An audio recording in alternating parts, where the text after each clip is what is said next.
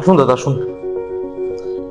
এই যে দাদা আমাদের টিভিতে দাও সাউন্ড ঠিক মতো আসছে না, আর ইঁদুরের মতো তার মানে কেটে দিয়েছে, আপনারা তো দেখেন ঠিক করে। বলছি ভাই এক গ্লাস জল নিয়ে এসে দাও না, জল খাবো।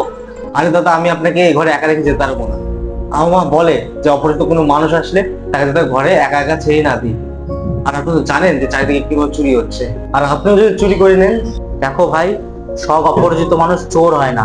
তবু তোমার কথাটা ঠিক, অপরিচিত মানুষকে বিশ্বাস করতে নাই। তবু কিছু কিছু মানুষ চুরি করে, দোষ হয় 10 জনার।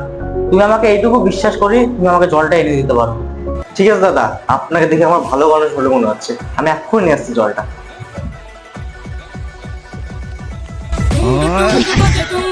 হাই বলবালা, আমি তোকে সাদা সাদা ভালো মানুষ ভেবেছিলাম, কিন্তু সে চোরই বেড়ালো, আমার টিভিটা চুরি করে নিয়ে চলে গেল। ওর সাথে তো এরকমই হয়, ওর বাচ্চার টিভি এইভাবে চুরি হয়। আমার টিভি চুরি করে যখন বাড়ি যাবে তখন রাস্তার লরির তলে চাপা পড়ে মরবে।